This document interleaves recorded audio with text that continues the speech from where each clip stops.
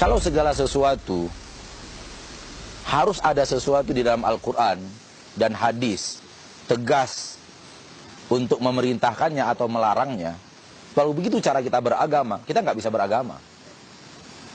Antum bagaimana caranya orang akan mengeluarkan zakat beras? Di dalam Al-Quran nggak ada zakat beras. Di dalam hadis nggak ada zakat beras. Kalau kemudian mau mengeluarkan zakat beras, kita mengatakan mana ayatnya, mana hadisnya yang menyuruh kita mengeluarkan zakat beras? Harus ada hadis dan ayatnya. Nggak bisa zakat beras kita, ya kan? Kemudian ketika orang sekarang berbicara tentang masalah zakat uang, rupiah, zakat dolar, zakat rial, zakat ringgit, zakat rupiah, zakat dinar Emirat, dinar Kuwait, dirham Emirat, nggak ada zakatnya. Karena nggak ada uang lembaran kertas dalam Al-Quran dan hadis. Jadi orang yang mengatakan seperti itu, dia tidak mengerti beragama.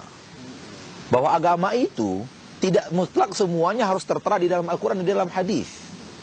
Akan tetapi agama kita menyuruh kita untuk melihat sesuatu yang tidak ada di zaman Rasul, untuk mencari hukum itu di dalam keterangan Al-Quran dan hadis yang ada.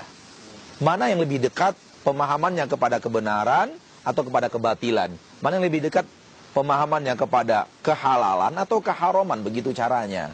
Oleh karena itu kata Allah di dalam Al-Quran, walau rudduhu ilallah wa ila rasulihi, walau rudduhu ilallah wa ila rasul wa ila ulil amri minhum la'alimahul ladina yastanbituna minhum. Kalau seandainya mereka kembalikan perkara-perkara yang ada di tengah mereka kepada Allah di dalam Al-Quran, kepada Rasul di dalam hadis, kepada ulil amri, orang yang mengerti mengambil intisari daripada Al-Quran dan hadis, la'alimahul ladina yastanbituna minhum, niscaya mereka akan mengerti mengambil intisari dari Al-Quran dan hadis untuk keputusan perkara yang ada di tengah mereka yang di dalam Al-Quran dan hadis tidak disebut. Ya, ini yang umat Islam sekarang terkhusus bagi yang merokok, mereka jadikan alasan bahwa tidak ada di dalam Al-Quran, tidak ada di dalam hadis, itu bukti bahwa itu tidak haram.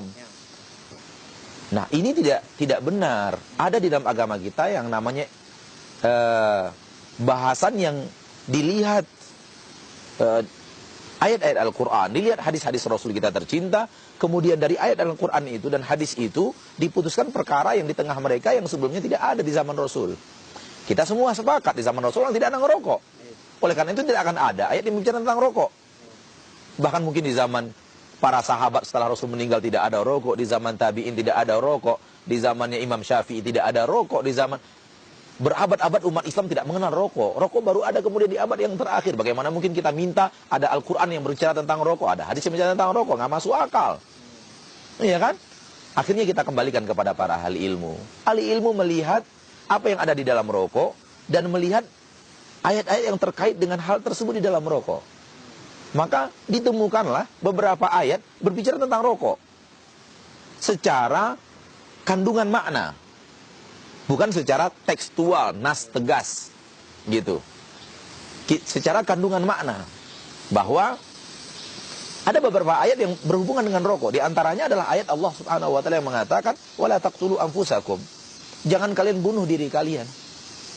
Dan rokok membunuh. Yang bersaksi bahwa rokok itu membunuh bukan kita, yang pabrik rokok itu sendiri. Yang mengatakan kepada kita rokok itu membunuh bukan kita.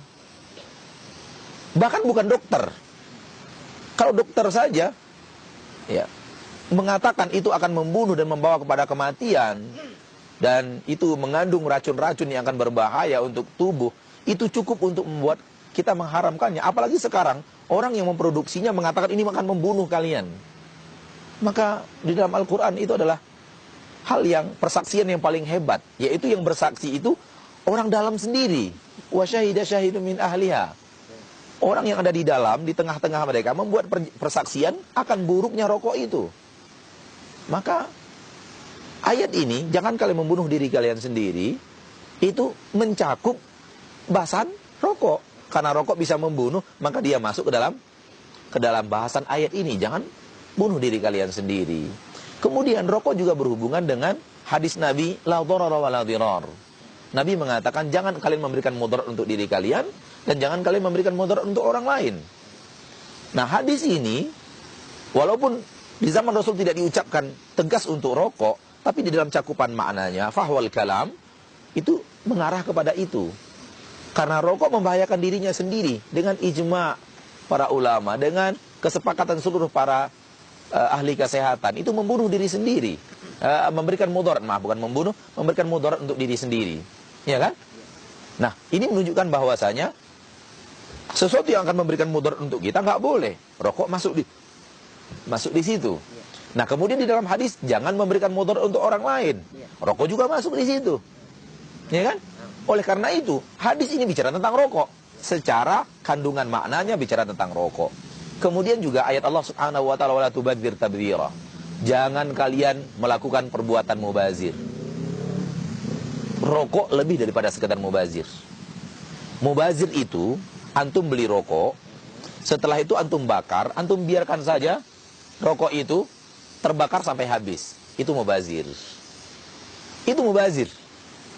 Beli rokok, bakar, biarkan dia sampai habis, jangan dihisap. Itu mubazir. Itu aja udah haram. Wala tubadzir tabdzira. Jangan kalian berbuat apa? Perbuatan mubazir. Inna mubadzirina kanu ikhwana syayatin. Sesungguhnya perbuatan tabdzir itu, orang-orang yang mubazir itu adalah teman-temannya syaitan. Saudara-saudaranya syaitan. Wa kana syaitanu bihi kafura. Syaitan itu adalah orang yang ingkar kepada Rabbnya. Itu aja udah mubazir. Udah kawannya syaitan, itu haram. Antum beli rokok, bakar, taruh sampai habis. Itu mubazir. Bagaimana kalau yang mubazir itu dia hisap? Dia rusak paru-parunya. Kita bisa katakan apa? Bagaimana kemudian setelah dia hisap, dia keluarkan asapnya itu yang rusak itu, dihisap lagi oleh orang lain dan merusak orang lain lebih daripada merusak dirinya.